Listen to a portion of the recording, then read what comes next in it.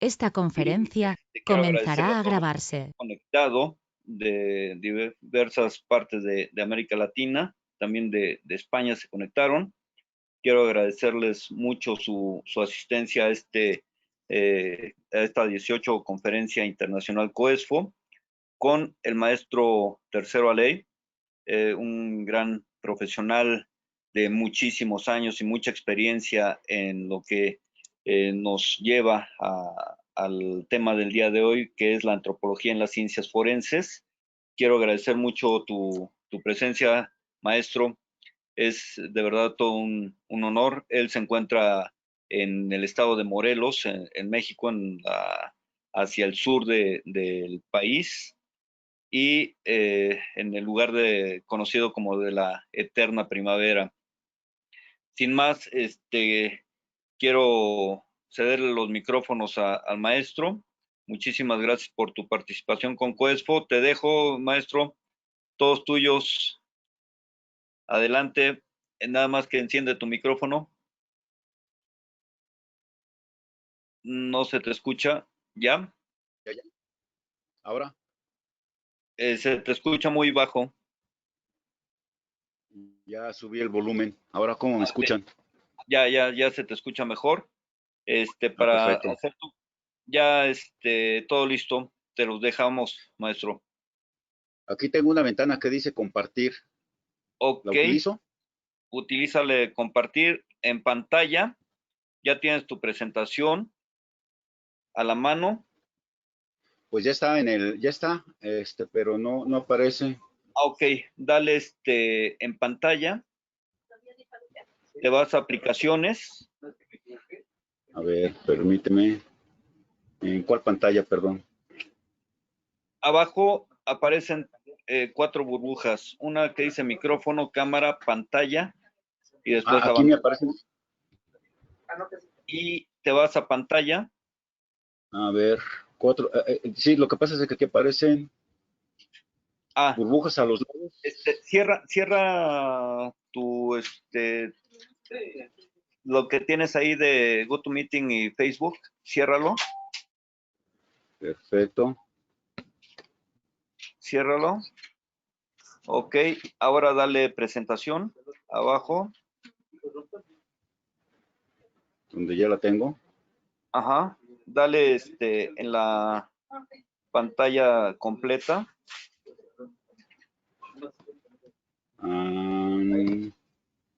Dale clic. Ahí va, ahí va, ahí va. ¿Ya lo están viendo? Sí, ya se ve. Ya. Muy bien. Listo. Nada más que me gustaría que desapareciera esto porque abarca gran parte de mi pantalla. Ajá. Bueno, no importa, así la viento, ya finalmente se ve bien. Buenas noches, compañeros. Muchas gracias, Martín, Ivonne, por esta oportunidad. En este momento voy a compartir a ustedes lo que sería parte de mi experiencia profesional.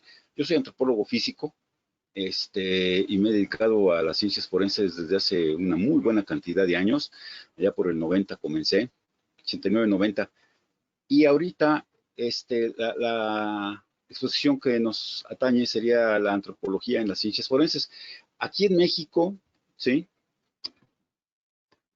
Dejen cambiarla. Aquí en México, la antropología es bastante amplia, ¿sí? Nosotros tenemos un excelente laboratorio en nuestro país de antropología, porque tenemos hallazgos desde la época de antes de Cristo, miles de años antes de Cristo. De hecho, desde otras épocas geológicas tenemos rastros de los primeros vegetales, de los primeros animales, y así consecutivamente hasta que aparece el hombre, de las primeras civilizaciones que se establecieron aquí en México, las diferentes culturas, y vamos a pasar también por lo que se fue le va para la época prehispánica, ¿sí? La conquista, la colonia. Entonces tenemos una gran variedad de acontecimientos, una historia muy, muy amplia, y eso hizo que aquí en nuestro país la antropología se tuviera que dividir en dos.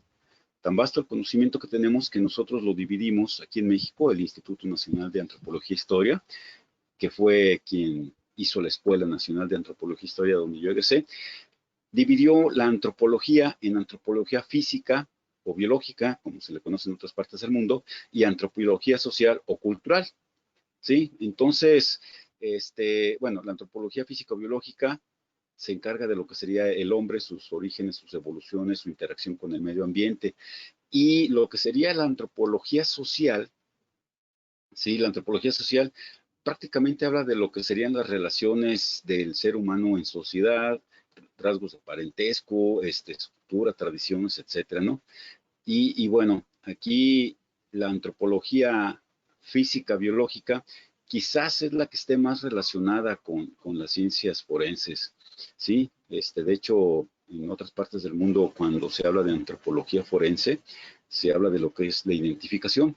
Aquí en nuestro país, pues, antropología forense puede ser físico-biológica porque también la antropología social participa dentro de los casos jurídico-penales, ¿no? De hecho, es por eso que se adquiere el adjetivo de forense, ¿no?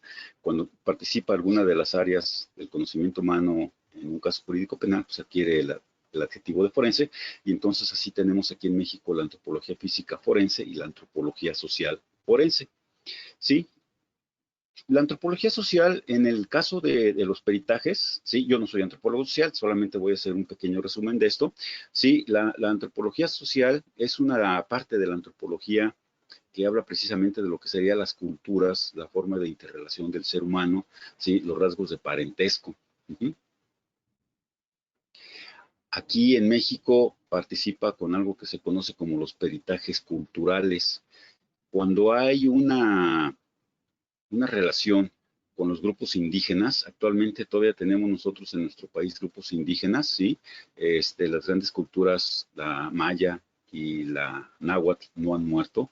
Todavía sigue habiendo derivaciones hasta la actualidad. Entonces tenemos una gran cantidad de indígenas viviendo como siempre lo han hecho, ¿sí? De hecho tenemos 256 etnias en todo el país. 256 grupos humanos que viven bajo sus usos y costumbres. Entonces, esto se vuelve un poco complejo porque nosotros como país, pues nuestra constitución así lo indica, ¿sí? Nada puede estar encima de la constitución, nada puede estar sobre la constitución. Pero tenemos aquí en México lo que se conoce como usos y costumbres y que se les respeta a los indígenas porque esto habla de su forma de vida. Entonces, cuando hay algún caso jurídico penal en donde involucre asuntos indígenas mismos, su cultura, sus tierras, sus tradiciones, etcétera. Entonces es cuando entra el antropólogo social, ¿sí? A ser forense en estos casos, ¿sí? Nosotros, para poder vincularnos con los indígenas, tenemos la Ley General de Derechos Lingüísticos de Pueblos Indígenas, una ley que se publicó en el 2003, aquí como están viendo ustedes en el recuadro. Estos datos los pueden sacar de internet, ¿sí? Están disponibles. Y aquí viene lo que se basa las tradiciones, las culturas, ¿sí? Y principalmente la forma en que se va a desarrollar con la Constitución mexicana. Y por el otro aspecto, sí, pues tenemos a la antropología física forense, que les comentaba en un principio. Soy antropólogo físico y me dedico a lo forense en lo que sería la aplicación de los conocimientos de la antropología física encaminados a lo que es la identificación humana. Este aspecto de la antropología es el que quizás más se conozca, ¿sí? Pero nosotros tenemos aquí en México también en la antropología física forense tenemos otros dos aspectos. Cuando participamos dentro de la criminalística, y cuando participamos dentro de la criminología, ¿sí? Y ambas, pues bueno, siguen siendo forenses, ¿no? Como más se nos vincula a nosotros es precisamente en lo que sería la estimación de sexo, edad y estatura, ¿no? Características de individualidad. Analizamos huesos, analizamos tejido óseo y en base a eso nosotros sacamos una serie de datos que nos permiten establecer cuál es la identidad del sujeto. Esto quizás sea lo más conocido de la antropología. Hacemos estudios en el cráneo, craneal y postcraneal, ¿sí? En el resto del cuerpo. Siempre nos basamos nosotros en hueso. Y así se nos ha relacionado mucho con lo que sería la identificación humana. Les estoy aquí hablando de la antropología física, encaminada a la criminalística, ¿sí?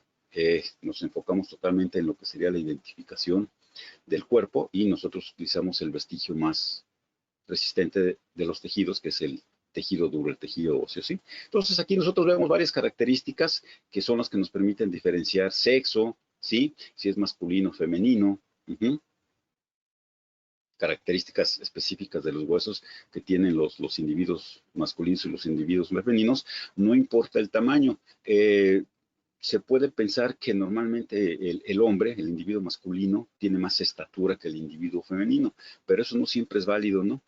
Los huesos no tanto vemos nosotros por el tamaño longitudinal, sino vemos por sus características, por lo que llamamos nosotros masividad, que finalmente eso es lo que diferencia a un hueso masculino de uno femenino. Aquí tienen varios ejemplos, he estado proyectando algunos, ¿sí? Quizás el más conocido sea la pelvis, ¿sí?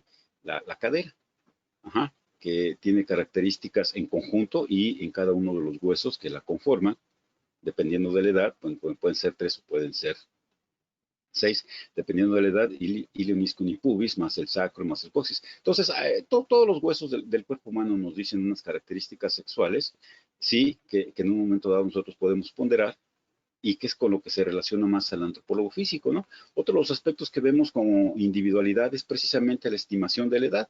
Conforme va creciendo el individuo, conforme vamos creciendo, ¿sí? Desde etapas muy infantiles, vamos almacenando calcio en nuestros huesos y va haciendo un aumento no solo longitudinal, sino también un crecimiento transversal. Se va conformando como tal el hueso. Aquí nada más les estoy mostrando una imagen de lo que es para nosotros los cartílagos de crecimiento, ¿no? Representados en color azul. Se va conformando nuestro hueso, vamos ganando longitud, vamos ganando estatura y bueno, estos son parte de los criterios que nosotros tomamos para poder determinar edad. También en cuestiones ya bien específicas, como por ejemplo la mano. Aquí me gustaría hacer un paréntesis porque también este tipo de estudios que hacen los antropólogos, que hacemos los antropólogos físicos, tienen una utilidad no solo en cadáveres, sino también en personas vivas.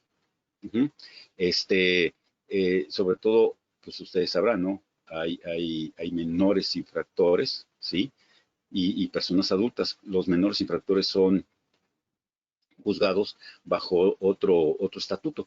Entonces, aquí es muy importante para el juez, ¿sí? Para el Ministerio Público, para los magistrados, saber si el individuo realmente es mayor de 18 años o menor de 18 años. Entonces, este tipo de estudios que también se hacen en vivos, pues sirven precisamente para ver cómo es el crecimiento y lo hacemos en base al crecimiento óseo de las manos. Aquí lo podemos ver en radiografía porque estos no son cadáveres, estos son sujetos con vida y bueno, vemos cómo va aumentando el hueso, ¿sí? Hasta conformar los diferentes huesos de la mano con los que estamos más familiarizados. Y les digo, estos marcadores son muy útiles porque nos permiten determinar la edad, ¿sí? Aquí ya tenemos una mano adulta de 18 años, entonces es fácil y sobre todo ahora que ya se tienen unos aparatos de rayos X muy buenos, ¿sí? Muy específicos, pues es fácil hacer esta determinación, ¿no? Cierro paréntesis y me vuelvo a concentrar en lo que sería los rasgos de individualidad. Ya les había hablado que nosotros vemos principalmente lo que sería estimación de sexo, estimación de edad y estimación de estatura, que también la estatura no es más que técnicas aplicadas para poder conocer cuál es la estatura total del sujeto. Y lo hacemos en huesos largos, en los huesos que conforman nuestros brazos, nuestras piernas, ¿sí? Son los que medimos nosotros para poder ver cuál es la relación que tiene con una estatura total del sujeto. Todos los huesos largos nos indican longitud, simplemente hay que utilizar el aparato adecuado para poderlo valorar. Y bueno, yo también les estaba hablando que la antropología física participa de la criminología. Ahorita vuelvo a continuar con lo que sería la criminalística, pero la antropología física también para nosotros es muy importante, sobre todo ahora aquí en México, que está habiendo una gran cantidad de escuelas, de universidades que ofrecen la licenciatura de criminalística, criminología. Entonces, el antropólogo ya se ha hecho también más adueñado más de este campo, que es totalmente de nosotros. La criminología, sí, la criminología es nos dice Hilda Marchiori, que es una psicóloga criminóloga argentina, ¿sí? Nos dice que la criminología es una disciplina científica interdisciplinaria que tiene por objeto el estudio y análisis del delito, la pena, sobresalto, delincuente, víctima, criminalidad, reacción social, institucional, nuevamente los sobresaltos culturales, económicas y los fines de explicación. Entonces, dentro de este análisis del delito, de la pena, de la víctima, criminalidad, etcétera, surge el individuo, ¿sí? Como ente social, ¿sí? En su aspecto cultural, y como ente biológico, en sus partes orgánicas. Entonces, esto es lo que nosotros nos encargamos de ver. Antropológicamente, vemos al individuo delincuente, ¿sí? La antropología, sí, surgió con Topinar, sí, bueno, algunos se lo atribuyen a Topinar, otros a Broca, otros a Garófalo, se lo atribuyen a Garófalo.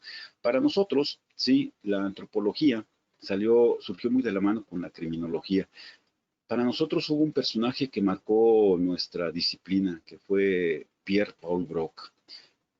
¿Cuál fue la aportación de Pierre Paul Broca? La aportación de Pierre Paul Broca fue la que se estableció cuando nos enseñó a medir los huesos, ¿sí? Precisamente para ver las características del dimorfismo sexual, principalmente, cuáles eran las características que debíamos de conservar, etcétera, cómo nos íbamos cambiando, ¿sí? Entonces, así como Paul Broca lo estableció, los puntos craniométricos y la obtención de ellos con los aparatos específicos, los seguimos utilizando igual, ¿sí? Quizás la parte más conocida de la antropología de la antropología física en la criminología sea las aportaciones que hizo César Lombroso, ¿sí? Con su obra de L'Uomo Criminale, Criminal Man, es una obra que ha sido traducida en varios idiomas. Y bueno, aquí en México el hombre criminal es lo que, como se le conoce, al Uomo Criminale. César Lombroso, ¿qué es lo que decía César Lombroso?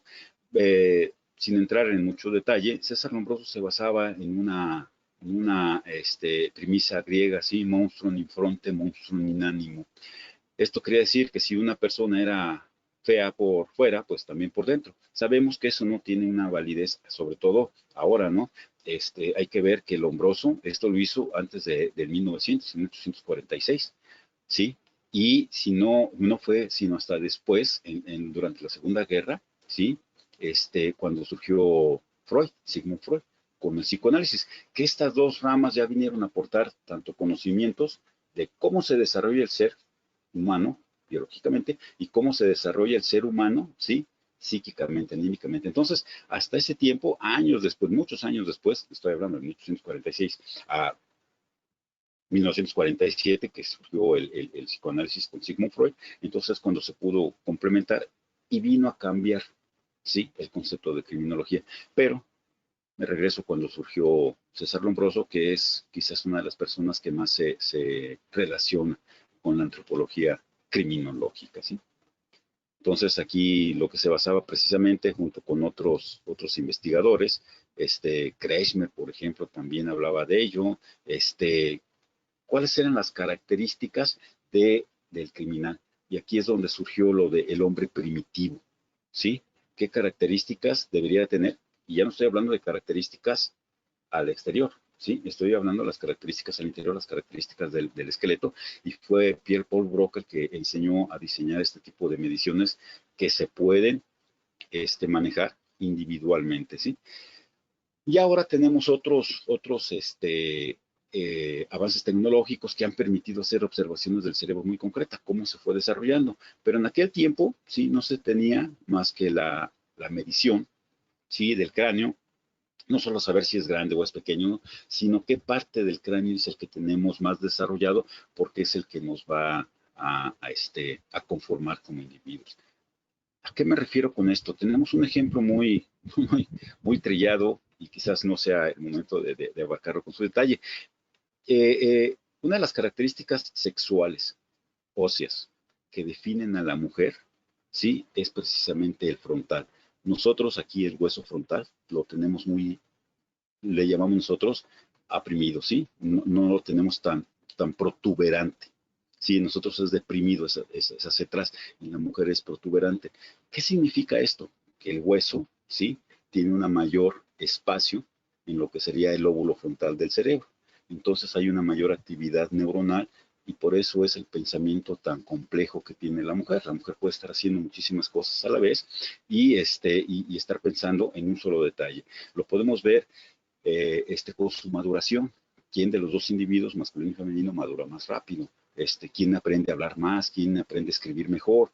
¿Quién tiene los mejores letras, etcétera? Entonces, todas estas cuestiones, me refiero tanto a la letra porque es lo que nos ha caracterizado como especie, el desarrollo del pulgar oponible con relación a lo que sería el frontal, ¿sí? Entonces, aquí podemos ver esta diferencia quizás sutil, ¿sí?, entre la conducta femenina y la conducta masculina. Entonces, es lo que hizo pensar al Lombroso qué otra conducta cambia conforme va cambiando el cerebro. Es por eso que se vuelve muy interesante estudiar cómo sería la conformación del cerebro dentro de la caja ósea. Pero bueno, estas son unas cuestiones teóricas que se presentaron en su momento, pero lo que sí prevaleció de la medición del cuerpo humano fue lo que hizo Alfonso Bertillon, ¿sí? Estamos hablando de 1840, de los 1840, 1850, 1860, ¿sí? Antes del 1900. Para nosotros aquí en México, pues algo muy representativo en esa época, pues fue la Guerra de Reforma, el cambio al gobierno de Porfirio Díaz, ¿sí? Pues estoy hablando de esa época. En Europa, sí, ya había fotografía, pero aún no era muy común las cámaras fotográficas, mucho menos los laboratorios donde se pudieran hacer este tipo de revelado, ¿sí? Acuérdense que las fotografías blanco y negro, posteriormente fueron a color, etcétera, etcétera. Pero en ese tiempo solamente se tenía una forma de individualizar al individuo y era precisamente lo que estipuló Alfonso Bertillon, lo que se conoce como el bertillonaje, ¿sí? ¿Qué es el vertillonaje? Pues es las medidas del cuerpo humano, no solamente en su tamaño, sino en todas sus formas, ¿sí? Diámetros, anchuras, alturas. Aquí estamos viendo unas ilustraciones precisamente de cómo son las mediciones en el cráneo. Esto se basaba en que cada esqueleto es totalmente diferente. Y si es totalmente diferente, lo podemos expresar al exterior en cómo tenemos nuestros diferentes rasgos, ¿sí? Incluso hasta los gemelos vitelinos no son totalmente iguales. Hay diferencias muy sutiles que sí se pueden apreciar. Algunos tienen la cara un poco más larga, otros la tienen un poco más ancha, etcétera, etcétera. Hay muchas características y todo esto queda precisamente en el hueso, ¿sí? A partir de ahí se hicieron otra serie de observaciones. El vertillonaje como tal se sigue usando, ¿sí? ¿Por qué no se hizo tan popular? Bueno, pues porque la cámara fotográfica vino a resolver una serie de cuestiones en donde se podía tener una fijación con imagen del sujeto, así como lo conocemos ahora, ¿sí? Y ya sabemos lo que pasa con la fotografía, ¿no? Nos permite tener lo que se llama las fotografías de filiación, tener un acercamiento a la imagen del sujeto. Entonces el vertillonaje, ¿sí?, cayó en desuso, pero todavía sigue siendo bastante útil y sobre todo lo vemos en el deporte. Aquí también abro un paréntesis, pues nada más para que nos demos una idea hasta dónde ha llegado la evolución. Y precisamente se utiliza para seguir midiendo al cuerpo humano, para que sepamos, bueno, nosotros, los entrenadores y los deportistas, para que se sepa para qué deporte está diseñado nuestro cuerpo, ¿sí? Si tenemos mucha altura, pues podemos funcionar para los deportes individuales o de conjunto, ¿no? Por ejemplo, básquetbol. Si tenemos mucho tejido graso, ¿sí? Pues podemos hacer otro tipo de deportes como lo que es el sumo, es un deporte japonés, o la lucha grecorromana. Acuérdense que hay categorías de peso total del individuo, delgado.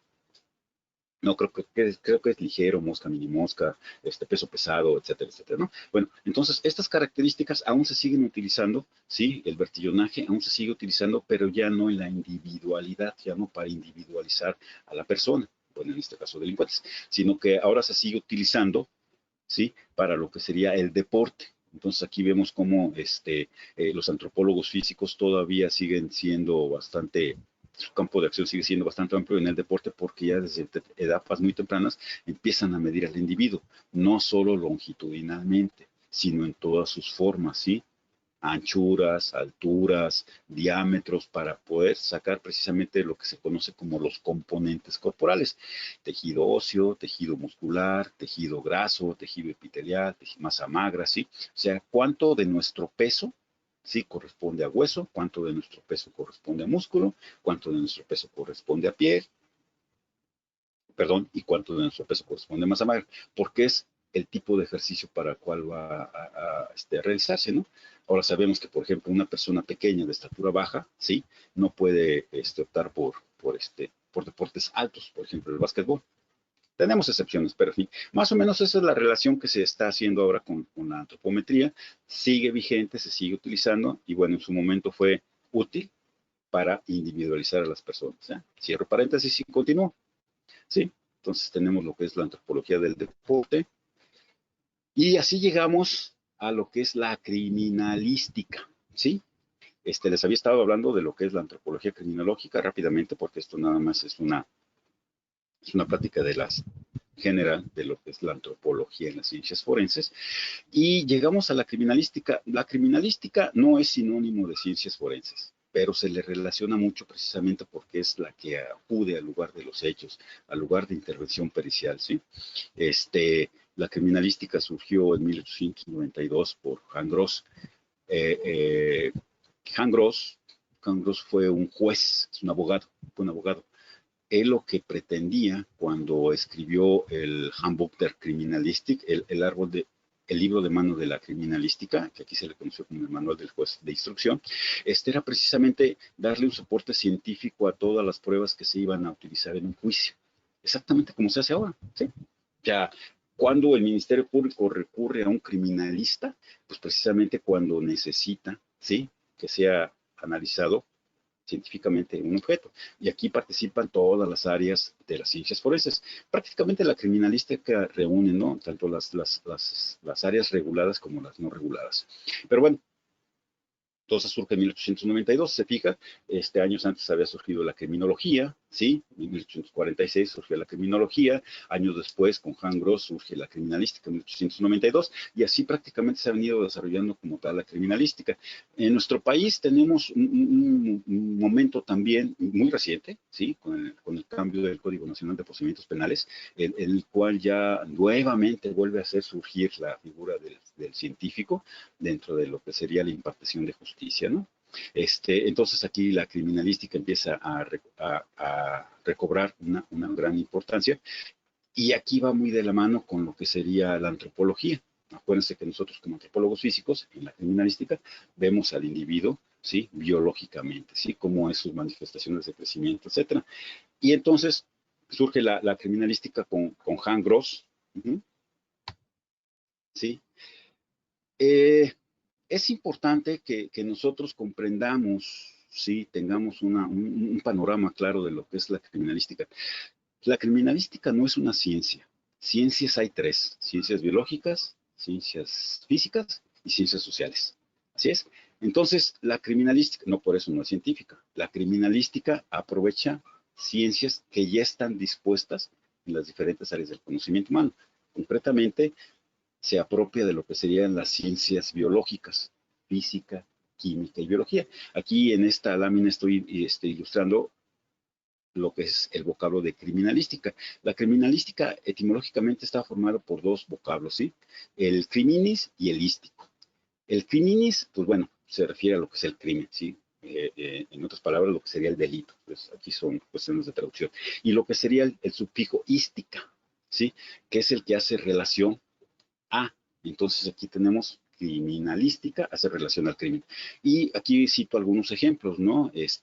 Artística, que hace relación al arte; automovilístico, que hace relación al automóvil; estilístico, al estilo; futbolístico, y podría seguir con balística, ¿sí? También, por ejemplo, que hace relación a las balas, bueno, a los elementos, ¿sí?, a los elementos de todas las armas de fuego. Pero es importante que nosotros comprendamos aquí que la criminalística no tiene un método científico, tiene varios, de las ciencias biológicas, física, química y matemáticas. Y esto se vuelve muy importante porque ahorita la criminalística está haciendo mucho uso de lo que es la antropología.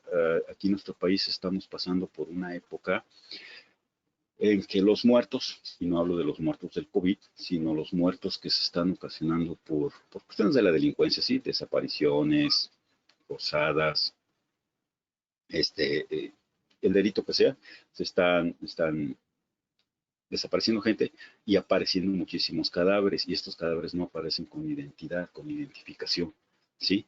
o la identificación que tiene muchas veces es muy, muy cuestionada. Entonces aquí el antropólogo está adquiriendo mucha relevancia en eso, pero no solamente ahí, sino que parte desde lo que es la búsqueda. Pero bueno, entonces tenemos la criminalística, que va muy relacionada con la antropología, porque relaciona a varias ciencias, ¿sí? La balística, la reptiloscopía, bueno, ahora la química forense, en su momento la medicina, etcétera, etcétera, ¿sí? Esta es una definición del concepto que cita el doctor en Derecho Pedro Pablo Carmona Sánchez, del Instituto de Investigaciones Jurídicas de la UNAM, el cual para nosotros aquí en México, el Instituto de Investigaciones Jurídicas de la UNAM, es un parteaguas, ¿sí? Porque ellos son los que concentran todo el acervo jurídico de nuestro país. Y aquí menciona lo que sería, ¿no? La criminalística como tal. Y acuérdense que de la mano de la criminalística van una serie de áreas que aportan sus conocimientos: la medicina, la odontología, la química, la biología, la antropología, la odontología, etcétera, etcétera, etcétera, etcétera. Aquí tenemos una definición de lo que hace, ¿no? Y es muy, muy interesante porque aquí ya está hablando del perito, que es la persona experta en un área. La criminalística, ustedes saben que tiene principios, ¿sí? Juan Gross, en 1849 la estipula y cita unos principios, ¿sí? Que son inanegables y a los cuales nos tenemos que sujetar, no tanto como criminalistas, sino también como participantes de todas las ciencias forenses, de todas las áreas que participan dentro de la criminalística, ¿sí? Y ustedes los conocen: el principio de uso, de producción, de intercambio, de correspondencia de características, de reconstrucción de hechos o fenómenos, de probabilidad o de certeza. Cada uno nos habla, ¿sí?, de unas cuestiones que tenemos que reunir para poder hacer un dictamen, ¿sí?, para poder hacer un estudio pericial.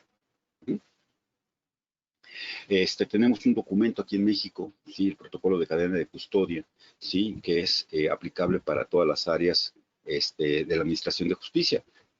Y esto incluye no solamente la policía, no solamente el Ministerio Público, ¿sí? Esto incluye también lo que serían las áreas forenses, ¿sí?, lo que serían las ciencias forenses. Así, y aquí nos habla precisamente de dos etapas: preservación y procesamiento. El protocolo es un protocolo, no es un manual. El protocolo solo nos indica qué es lo que se debe de hacer, no cómo, sino qué se debe de hacer, en qué momento se debe de hacer. Y entonces aquí nos sujetamos nosotros porque es un prontuario muy rápido en el cual nos dice quién se encarga de lo que es la preservación, quién se encarga de lo que es el procesamiento, de qué manera vamos a hacer esa preservación y ese procesamiento, etcétera, etcétera, ¿no? Entonces esto también es otro dato que nosotros tenemos que considerar dentro de las ciencias forenses, ¿sí? ¿Cuál es la finalidad del protocolo? Sí, pues es de dar sí, certeza jurídica al juzgador, ¿sí? De que nosotros tengamos, acuérdense que el juez no va al lugar, entonces nosotros tenemos que hacer todo para que sea transparente, para que sea claro, para que cuando se presente en juicio, pues bueno, ya podamos darle certeza jurídica al juzgador, ¿sí? Entonces, es una de las finalidades del protocolo de justicia. Ahora bien, ¿en dónde está la antropología? Nosotros, yo les hablaba en un principio que la antropología física trata precisamente del estudio del hombre desde el aspecto biológico. Uh-huh. Nosotros entonces aquí estamos hablando del medio ambiente.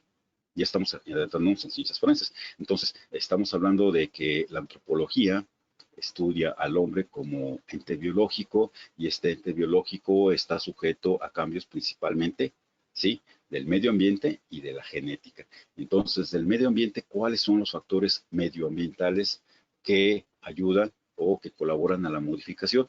Pues son los 3 ecosistemas. Uh-huh. Son los 3 ecosistemas que conocemos: lo que sería el de la superficie, que es el con el que estamos relacionados, donde está principalmente, predomina el sol, el viento. Esto origina temperatura, esto origina humedad, ¿sí? El otro ecosistema que tenemos, pues es precisamente el de subsuelo, donde están los enterramientos, ¿sí? ¿Cuáles son las características ambientales que hay en un enterramiento? Totalmente cubierto con tierra. ¿Y qué tipo de tierra es? Que eso vamos a desarrollar aquí en esta plática. Y el otro ecosistema del que estamos hablando es precisamente lo que sería el ecosistema subacuático, el de sumersión, ¿sí? Ustedes saben que hay aguas dulces y hay aguas saladas, ¿sí? Entonces, estos 3 ecosistemas, ¿sí?, son los que tenemos que estudiar por separado, precisamente en ciencias forenses, para poder dar una veracidad al juzgador en cuanto a tomar una decisión. ¿Por qué se originan los cambios? ¿Sí? ¿Cuáles son los fenómenos que intervienen? Etcétera, etcétera, ¿no? Entonces nosotros estamos haciendo, no solamente en la criminalística, lo que es la división de los tres ecosistemas, sino también en lo que sería la antropología, porque nosotros estudiamos la interrelación del hombre, ¿sí? Con el medio ambiente. Entonces, pues estos son solamente unos ejemplos, ¿no? Lo que sería la superficie, ¿no? Lo que serían los estudios de la superficie, el ecosistema de la superficie, cuáles son los factores climáticos, ¿sí? Que influyen en la superficie, con los cuales todos estamos relacionados, porque nosotros somos las personas que vivimos ahí, ¿no? Lugares cerrados, lugares abiertos, ajá, dónde interviene el criminalista, dónde interviene el antropólogo. En este caso, los antropólogos, aquí en este aspecto de la criminalística, pues participamos dentro de lo que es la identificación, pero también dentro de lo que es la recuperación de cadáveres, que ahorita vamos a ver más adelante de qué es eso, ¿no? Entonces, tenemos el otro ecosistema que es el de subsuelo, donde también encontramos restos óseos, ¿sí? Y que imperan unas características totalmente distintas a las que podemos encontrar en superficie o el subacuático, ¿sí? En donde también las características que imperan son totalmente distintas. Y bueno, aquí también vemos lo que serían los factores técnicos, porque para poder llegar a ser criminalista o antropólogo, practicante de las ciencias forenses subacuáticas, pues tenemos que dominar lo que serían las técnicas de buceo, ¿sí? Entonces, la finalidad que nosotros perseguimos al dividir estas áreas, subsuelo, subacuático, ¿sí? Superficie, es precisamente los ambientes, las particularidades que tiene el ambiente, ¿sí?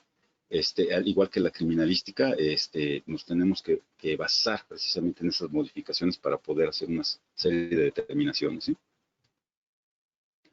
Yo les decía que también nosotros como antropólogos, participamos, sí, en lo que es la identificación de las personas, pero también participamos en algo que va más, que es antes, que es anterior a la identificación de la persona. Lo que se está presentando, el fenómeno que se está presentando aquí, con los colectivos de búsqueda de personas, ¿no? Pues ojalá estuvieran vivos, pero nosotros, pues lo que nos dedicamos, antropólogos, ¿sí? Pues es a buscar cadáveres, ¿sí? En superficie, en subsuelo o en plano subacuático. Acuérdense que nosotros tenemos que dar certeza jurídica al juzgador, que lo que encontremos, lo que veamos, no solamente sirva para contestar preguntas de quién es, por qué está ahí, desde cuándo está ahí, ¿sí? Qué tipo de lesión tiene, cuál fue su causa de muerte, sino que también podamos obtener datos, ¿sí? Que ayuden a la policía para la investigación. Entonces, aquí tenemos las áreas de la criminalística de campo, que es donde se inserta la antropología, la arqueología, la edafología, la tafonomía, una serie de disciplinas que muchas veces pues quedan en exclusividad del antropólogo, porque como peritos somos los que vamos a este tipo de eventos y a buscar cadáveres. A veces no es necesario buscarlos muy, muy profundos, sí, a veces se encuentran en la superficie. Se encuentran en la superficie y bueno, solamente tenemos que hacer un análisis, ¿sí? De todas las características de superficie que hay, si hay vegetación verde, si hay vegetación seca, por qué está verde, porque está un manto freático cercano, porque acaba de llover, etcétera, etcétera. Son una serie de observaciones que nos permiten determinar cómo es que influye en el hueso, ya bien sea en superficie, ya bien sea en el subsuelo o ya bien sea a nivel subacuático, ¿sí? En el subsuelo, bueno, las condiciones que tenemos que observar es precisamente cómo se interrelaciona con la tierra, ¿sí? Se dan fenómenos conservadores de cadáveres, se dan fenómenos destructores de cadáveres. Sabemos que en la superficie hay fenómenos mayoritariamente destructores de cadáveres. Está el sol, está la lluvia, está la fauna cadavérica, ¿sí? ¿Y qué pasa en lo que sería el subsuelo? ¿Sí? Que no hay sol. Que la lluvia llega filtrada. Entonces también hay otras características que tenemos que utilizar y es precisamente a donde se está enfocando lo que es la antropología. Ya abarcamos lo que es la antropología social, que se dedica a las cuestiones culturales y relaciones de parentesco de los indígenas involucrados o relacionados con un caso jurídico penal. La criminología, ¿sí? Cómo participa la antropología midiendo al hombre, cómo es las conformaciones de su cerebro, ¿sí? Que van de su cabeza, perdón, que van a dar pauta a lo que son las conformaciones de su cerebro. Eso es en cuanto a la criminología. Y en cuanto a la criminalística, pues todo lo que nosotros abarcamos de identificación, estimar sexo biológico, masculino, femenino, estatura longitudinal, ¿sí? Chica, mediano, grande, si lo queremos ver, ¿sí? Y la edad, ¿sí? La edad cronológica, ¿sí? La edad ósea que muchas veces va en relación con la edad cronológica, ¿sí? 1 año, 2 años, adulto, senil, etcétera, etcétera, ¿no? Y lo que nos estamos enfocando últimamente, en donde se está desarrollando una gran cantidad de datos, es precisamente en la búsqueda de cadáveres. Y así llegamos aquí a este punto, ¿no? No siempre están enterrados, a veces están afuera, en la superficie, a veces están semienterrados, ¿sí? ¿Qué necesitamos nosotros como antropólogos, ¿sí? Como peritos, ¿sí? Manejar en el caso de búsqueda de personas? Tenemos que tener conocimientos de topografía. Uh-huh. La topografía es una de las áreas, sí, de la geografía que nos permite ubicarnos en el contexto terrestre, ¿sí? En la superficie. Y aquí, pues, principalmente vemos elevaciones, depresiones, hundimientos, cuerpos de agua, etcétera, etcétera, ¿no? Entonces, la topografía es muy útil porque nos permite ubicar, ¿sí? En el espacio un punto. Uh-huh. En lo que sería las cuestiones urbanas no hay tanto problema porque tenemos cuadras, tenemos calles, tenemos avenidas, tenemos autopistas, etcétera, cosas más concretas que nos permiten ubicarnos, ¿sí? Pero en terrenos abiertos, desde que estamos haciendo lo que es la localización de personas, pues tenemos como referencia el camino que puede estar a kilómetros, ¿sí? Y ya, lo demás no. Entonces es cuando recurrimos a la topografía precisamente para hacer una serie de estimaciones y saber exactamente dónde está. Ustedes podrían decir, bueno, y para eso está el GPS, ¿no? Que incluso ya es muy, muy común en sus aparatos telefónicos, ¿sí? El GPS, ¿sí? El posicionador global satelital, pero el posicionador global satelital nos dice, porque así lo indica desde cuando estamos utilizando en el teléfono, porque así nos indica, sí, que hay una variación de metros. Entonces, un objeto que encontremos nosotros, por ejemplo, hoy, ¿sí? En septiembre, no lo vamos a encontrar en el mismo lugar, ¿sí? En octubre ni en noviembre. Esto es porque los satélites están circundando la Tierra y en teoría se mueven a la misma velocidad que los movimientos de rotación y de traslación de la Tierra, ¿sí? Pero los cuerpos celestes se comportan de diferente manera. Entonces, no siempre está el satélite exactamente apuntando hacia donde se quiere. Por eso es de que nos marca un error de metros, ¿sí? Más o menos 5 metros, más o menos 20 metros, etcétera, etcétera, ¿sí? Y con la topografía, ¿no? Con la topografía es mucho más exacta. Simplemente que, pues bueno, hay que conocer las técnicas para poder hacer la ubicación, ¿sí? También están los drones, ¿sí? Ahora tenemos la posibilidad de poner cámara en el aire, precisamente con los drones, y hacer una estimación del terreno, sacar distancias, junto con la topografía, ver cuáles son las elevaciones, cuáles son las depresiones, etcétera. Todo para facilitarlo, ¿no? Nosotros seguimos confiando mucho en la brújula de ingeniero. Sí, la brújula de ingeniero es un instrumento de precisión. Bueno, mientras el norte de nuestro planeta esté magnético, sabemos que podemos seguir utilizando la brújula. La brújula de ingeniero precisamente nos da la pauta para poder hacer la ubicación exacta de un objeto, ¿sí? Estamos hablando del terreno geográfico, ¿sí? Porque acuérdense que la brújula, la de ingeniero, ¿sí? No solamente maneja el punto cardinal, sino que maneja lo que sería, bueno, los grados, ¿sí? Que son los puntos cardinales, los grados, los minutos y los segundos. O sea, es muy preciso el uso de la brújula, ¿no? Nosotros utilizamos en criminalística, por ejemplo, se utiliza la brújula como si fuera la carátula del reloj, ¿no? 12, 1, 2, 3, 4, 5, 6, 7, etcétera, etcétera, etcétera. Y dependiendo, nosotros eso lo utilizamos para poder ubicar. Quizá en lugares cerrados, ¿sí? Habitaciones, por ejemplo, no sea tan útil porque podemos utilizar los muros, ¿no? Norte, sur, este, oeste. Pero en lugares abiertos sí se vuelve muy útil lo que es la brújula para poder hacer la ubicación de estos lugares, ¿no? De esto partimos a lo que sería de la topografía, ¿sí? Partimos a lo que sería el suelo, ¿sí? La parte no consolidada y superficial de la corteza terrestre, ¿sí? Los suelos son un sistema bastante complejos de procesos químicos, físicos y biológicos. Aquí no solamente entra la geografía, uh-huh. Aquí también entra la biología y la química, para que veamos cuál es la constitución de la Tierra. Afuera, en la superficie, ¿sí? Pues tenemos el sol, la iluminación, tenemos el viento, ¿sí? Tenemos la temperatura que se puede hacer a la sombra o al sol, que se puede valorar a la sombra al sol por la presencia del agua, la humedad absoluta, humedad relativa, etcétera. Tenemos una serie de factores que conocemos y que incluso los podemos conocer cuando nos conectamos con el Sistema Meteorológico Nacional, ¿no? Que nos dice cuáles son las características climáticas. ¿Y qué pasa en el subsuelo? También tenemos que tener un conocimiento, así como lo tenemos en la superficie, tenemos que tener un conocimiento muy amplio de lo que sería el subsuelo, ¿sí? Porque estamos viendo, dentro de la criminalística que se encarga de las ciencias naturales, y que son las ciencias naturales las que modifican a la materia, sea orgánica e inorgánica, pues también las características del subsuelo modifican a la materia, sea orgánica e inorgánica. Aquí nos vamos a referir mayormente a la orgánica, al cadáver en sí, ¿no? Es lo que se pretende buscar.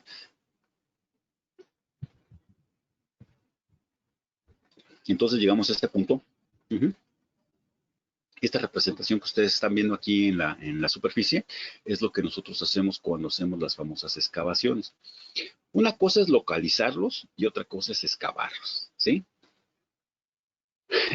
También en la búsqueda, esto que están ustedes viendo en la fotografía, sí, es lo que está en el subsuelo, lo que no vemos. ¿Cómo es que nos vamos a enterar nosotros, los peritos, los antropólogos, los criminalistas? ¿Cómo es que los practicantes de las ciencias forenses, cómo es que nos vamos a enterar de lo que hay debajo de nuestros pies en el subsuelo? Hay varias técnicas para ello, ¿sí? Está el georradar, ¿sí? Que es este aparato que por medio de microondas, eh, manda microondas al subsuelo, ¿sí? Y lo que tarden en regresar es lo que nos va dando una imagen de lo que hay abajo. Ajá. No siempre es útil el georradar. Se tiene que utilizar en terrenos con tangente a nivel, prácticamente campos de fútbol. Imaginemos un campo de fútbol todo plano, ¿no? Tangente a nivel. Es muy difícil a veces manejarlo en laderas, ¿sí? En declives, ¿sí? O en hundimientos. También a veces no tenemos una certeza porque el suelo es muy mineralizado. Hay muchos estados de nuestro país que tienen mucho mineral. Aquí cerca de Morelos pues está Guerrero, Tasco, sí, una zona minera por excelencia. Nos vamos al norte y pues está San Luis, lo que será el B14, a un lado que es el estado contigo Zacatecas, que también tiene una gran cantidad de minerales. Entonces, ahí el georradar no es totalmente útil. Ajá. Nos da muchos falsos positivos, ¿sí? Entonces, ¿qué otras técnicas hay para la búsqueda de cadáveres? Pues también está lo que se conoce como el binomio canino, ¿no? Nada más que el binomio canino siento que ha sido mal utilizado y hay una mala información de él. Acuérdense una cosa, el perro, el can, los canis familiares, el perro doméstico, tiene un olfato sumamente sensible, ¿sí? 4000, dicen los veterinarios que 4000 olores diferentes puede percibir. Nosotros solamente 200, o sea, hay una gran diferencia. El olfato del perro es muy fino. Y hay perros que los entrenan para un determinado compuesto. Vámonos con las drogas, que es lo más usual, ¿sí? En los aeropuertos los vemos ahí, perros caminar por todos lados, porque unos perros huelen marihuana, otros perros huelen cocaína, otros perros huelen anfetaminas, otros perros huelen fármacos, otros perros huelen armas, otros perros huelen municiones, etcétera, etcétera, etcétera. O sea, muy específico. No hay un perro que detecte todo. Sí lo percibe, ¿sí? Pero no está entrenado para que haga un manifiesto de él. Entonces son perros muy específicos, por eso es de que traen uno y traen otro, porque cada perro huele a algo en específico. Exactamente así con el resto corporal, con el cadáver. Cuando tenemos tejido blando es cuando hay una percepción, bueno, emanamos una gran cantidad de putricina y de cadaverina y es lo que da este olor fétido al cadáver, ¿sí? Y es lo que normalmente o mayoritariamente perciben los huesos. Estamos hablando de cadáveres recientes, ¿sí? Me refiero a recientes que aún tienen tejido blando. O sea, ya murió lo que nosotros conocemos como la muerte verdadera, cese de funciones vitales, circulatorias, respiratorias y nerviosas, y mientras tenga tejido blando, va a seguir emanando putrescina o cadaverina, y es precisamente lo que detecta el perro. Y en los cadáveres que ya están esqueletizados, que ya son antiguos, que ya tienen mucho tiempo, o a veces hasta poco tiempo, dependiendo en dónde hayan sido encontrados, ya es hueso. Acuérdense que el hueso es mineral. Entonces, los perros que están entrenados para oler carne pútrida, sí, cadáver, no van a oler, no van a detectar lo que es el hueso, porque no están entrenados para hueso. Entonces, por eso les digo que aquí no hay un buen aprovechamiento. O sea, sí se tiene que adiestrar perros para cadáver fresco, cadáver reciente, sí, y para cadáver ya esqueletizado, huesos, sí, que ya son minerales. Bueno, ustedes no han, algunos de ustedes lo han hecho, ¿no? Cuando vamos a y encontramos huesos aquí, como los que estamos viendo en esta imagen, este hueso ya no huele, o sea, lo tomamos en nuestras manos, ya no tiene ninguna materia orgánica que nos pudiera provocar una dermatitis o alguna infección de la piel, ¿sí? Y huele exactamente lo mismo que la tierra, porque es mineral, es calcio. Sí tenemos una matriz ósea, pero siempre y cuando estemos con vida. Entonces aquí hay esas cuestiones, ¿no? La barra T, por ejemplo, también, ¿no? ¿Cómo podemos conocer lo que hay en el subsuelo, estando en la superficie? ¿Cómo podemos conocer lo que hay en el subsuelo? La barra T, para mí, es una de las mejores técnicas que hay, porque la barra T no es más que introducirla, ¿sí? Y no olerla. Eso esa no es la finalidad de la barra T, ¿no? Imagínense que estemos oliendo y que hay algo infecto contagioso abajo y inmediatamente lo vamos a ingresar a las vías respiratorias y cuéntenle. No, la finalidad de la barra T es introducirla en el terreno natural, en la tierra, ¿sí? Y ver la compactacidad, qué tan compacto, qué tan duro es el terreno. En donde no esté compacto, por eso lo tiene que hacer la misma persona, o sea, una misma persona tiene que ir clavando por el mismo espacio, tiene que ir clavando la barra en la tierra para ver precisamente la fuerza que se está utilizando. En cuanto utilice menos fuerza, quiere decir que está reblandecido.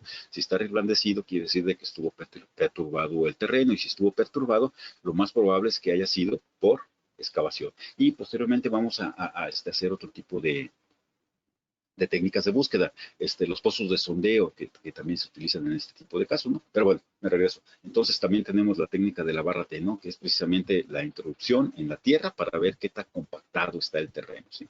Entonces esto también nos da otra posibilidad. En ambientes subacuáticos, pues quizás no sea tanto el problema, ¿no? Porque están muchas veces a la vista, y si no están a la vista, pues los podemos buscar, pero aquí se tienen que buscar con técnicas específicas de buceo, ¿no? Precisamente para ver cómo está el sedimento, cómo está debajo de la superficie del espejo de agua. Uh-huh. Cómo está. Entonces, es ahí donde tenemos que hacer hincapié, ¿no? ¿Cuáles son las características de superficie? Características biológicas de superficie. ¿Cuáles son las características biológicas de subsuelo? ¿Y cuáles son las características biológicas subacuáticas? Por los tres ecosistemas. Son totalmente diferentes. No vamos a encontrar las mismas características, ¿eh? Esto va precisamente encaminado y siguiendo lo que es el protocolo de cadena de custodia, precisamente a realizar un estudio metódico, ¿sí? Metódico y de todo el material sensible, no solamente de lo que podemos tomar con la mano, ¿no? Sí, que lo tenemos que buscar, así como lo hacemos en la superficie, así como lo hacemos en el subsuelo cuando buscamos, cuando excavamos, cuando recuperamos, así también lo tenemos que hacer en ambientes subacuáticos, ¿sí? Hacer un análisis total de todo, precisamente para estar seguros y para poder ofrecer pruebas congruentes, que es precisamente la finalidad con que Hans Gross creó a la criminalística. Hay una ciencia que también a nosotros, no una ciencia, perdón, una disciplina que también a nosotros como antropólogos nos ayuda en lo que sería la búsqueda de cadáveres. ¿Qué interrelación tiene el medio ambiente con la materia orgánica? ¿sí? En este caso nos vamos a concretar a cadáver. El medio ambiente tiene interrelación con todo, ¿sí? Orgánico, inorgánico, una moneda, un vehículo, un carro. O sea, sabemos cómo afecta el sol a los materiales, ¿no? Los va degradando, los va decolorando, los va deshaciendo. La lluvia también, ¿no? ¿Por qué se pudren, ¿sí? La presencia de órganos, la presencia de bacterias, etcétera. Esto lo estudia la tafonomía. La tafonomía es una de las disciplinas que nos dice los procesos que ocurren luego de la muerte de los organismos y determinan la preservación de sus restos o descomposición. Se preserven o se descompongan. ¿Mm? Y bueno, aquí tenemos una serie de características que se tienen que observar, se tienen que anotar en el panorama de la tafonomía, lo que sería el aspecto cultural, el aspecto biológico y el aspecto físico. Dentro del aspecto cultural, la información que nosotros tenemos que recabar en un lugar es precisamente qué tipo de interrelación hace el hombre con ese ambiente. ¿Es terreno de siembra? ¿Es terreno de ocio? ¿Es terreno de pastoreo? ¿Es terreno de tránsito? O sea, ¿cómo es la tecnología que se da ahí? ¿Pasan vehículos? ¿Excavan? ¿No excavan? ¿Riegan? ¿Se esperan a las temporadas? O sea, eso nos referimos con los aspectos culturales. Reunir información de ese lugar, ¿sí? ¿Cómo es de que se utiliza? Si no se utiliza nada, si es campo abierto, pues exactamente también eso, ¿no? Sabemos que todo lo que se encuentra ahí va a ser natural. Eso es un ejemplo, ¿no? Por ejemplo, por el otro lado tenemos los aspectos biológicos, ¿sí? Que los aspectos biológicos, bueno, ya son más concretos porque es con lo que estamos relacionados, con los arbustos, con los árboles, con los pastizales, obviamente los animales, los insectos, todo eso, ¿no? Y el otro aspecto que vemos en lo que es la taxonomía es el aspecto físico, que prácticamente se refiere a lo que sería la constitución del suelo, ¿sí?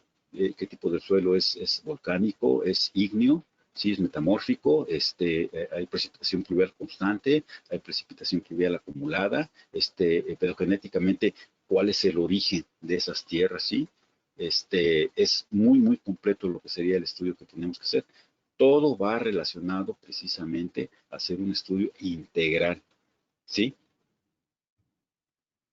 Esta imagen que evoca características de superficie nos puede ilustrar más o menos qué tan detallado tiene que ser la toma de características del ecosistema, ¿sí? Aquí tenemos lo que es la iluminación, la reflexión, la conservación de la luz, la evaporación del calor, ¿sí? Lo que sería la conducción, lo que sería la convección, etcétera. O sea, son una serie de factores que un criminalista contempla en la superficie, pero exactamente así como lo está haciendo el criminalista en la superficie, esos mismos elementos tenemos que tomar nosotros en cuenta, los peritos antropólogos, para poderlos hacer en el subsuelo, ¿sí? ¿Cuál es la temperatura? No del ambiente, ¿cuál es la temperatura de la tierra? Porque en base a eso, pues podemos ver si va a haber proliferación de bacterias o no va a haber proliferación de bacterias. ¿Va a haber gérmenes o no va a haber gérmenes? ¿Cómo es la convección? ¿Se pierde? ¿Sí? La temperatura, o se preserva la temperatura en la tierra, ¿sí? La luz, ¿cómo llega? Acuérdense que hay células fotosensibles. Entonces, si no está llegando la luz a los terrenos de subsuelo, entonces vamos a ver que ahí no hay células fotosensibles, ¿sí? Va a haber otro tipo de células, de organismos celulares que no son sensibles a la luz, que viven en la oscuridad. Las temperaturas van a ser diferentes, por lo tanto, la conservación o la degradación de la materia va a ser distinta. Entonces, todos esos datos que vemos en la superficie, así como estamos viendo, los tenemos que considerar también en el subsuelo y en ambientes subacuáticos. Algo muy concreto que nosotros vemos en lo que serían los ambientes de subsuelo, o sea, ya estamos viendo pues, la tierra, lo que está enterrado, ¿sí? Es precisamente el pH. Nosotros tenemos que tener una certeza de cómo es el pH, de cuánto es el pH del terreno, del interior, ¿sí? No del terreno de la superficie, sino del terreno de subsuelo. ¿Sí? ¿Es ácido o es alcalino? Aquí esta imagen ilustra más o menos cuáles son los productos ácidos con los que estamos familiarizados. Los ácidos, de batería, por ejemplo, compuestos químicos, alimentos, limón, ¿sí? Tienen un tipo de acidez. Menor acidez tienen los jitomates, por ejemplo, la lluvia, la leche, etcétera, etcétera. O sea, esta carta es para ilustrar más o menos lo que es la acidez y lo que es Sí, la neutralidad, donde no presentan un pH, y donde es la alcalinidad, ¿sí? ¿Qué elementos son alcalinos? El jabón, por ejemplo, bicarbonato, etcétera, etcétera. Porque de la presencia de un pH alto o de un pH bajo, vamos a encontrar que hay degradación o conservación de la materia. Y esto es muy importante porque es una de las preguntas que se tiene que responder. Se encuentra un cadáver en el subsuelo, o sea, ya hicimos todo el recorrido de superficie, ya hicimos toda la búsqueda, ya hicimos la localización, ya nos cercioramos mediante pozos de sondeo que efectivamente esté en un área determinada, y entonces comenzamos a excavar, ¿sí? Y tenemos que conocer cuál es el pH del terreno para saber si el cuerpo tiene mucho tiempo, y por eso es las características de degradación, o tiene poco tiempo. Acuérdense que dentro de lo que son las pruebas periciales, sí, hay pruebas que son presuntivas, y hay pruebas que son confirmativas. Presuntivas, que nos presumen que es ácido o que es alcalino. Confirmativas, cuánto necesitamos saber, y eso ya lo puede hacer un químico, ¿no? Pero nosotros como peritos tenemos que saber qué muestra tomar del terreno para que se pueda analizar. Es algo que se hace y que va muy de la mano con la taxonomía, porque acuérdense que la taxonomía es el estudio de todos los factores precisamente que ocurre, que confluyen en lo que sería la degradación o conservación de la materia. Y bueno, aquí hay diferentes partes que lo abarcan, lo que es la paleoecología, la fase necrológica, la fase bioestratonómica, la fase diagenética o la de recuperación, ¿sí? Todo tiene una secuencia de pasos. Esto también lo debe de conocer el perito. Si no, igual, lo que les digo, saber tomar muestras para que un especialista, un biólogo, lo pueda interpretar, ¿no? Pero nosotros tenemos que saber cuál es la interrelación de ese resultado.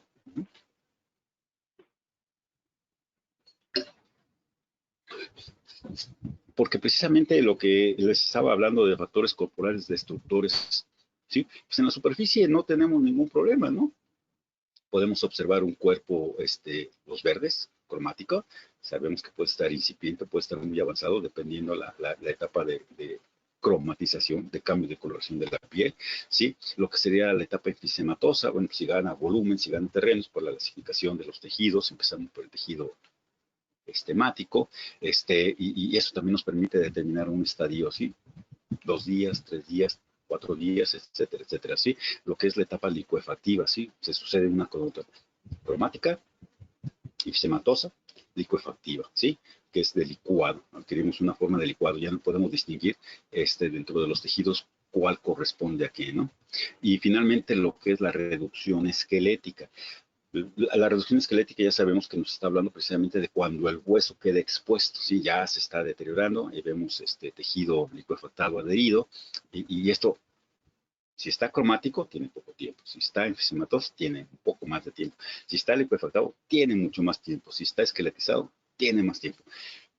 En superficie no hay tanto problema poder hacer estas estimaciones, porque incluso se está viendo, ¿no? Se está percibiendo en el olor.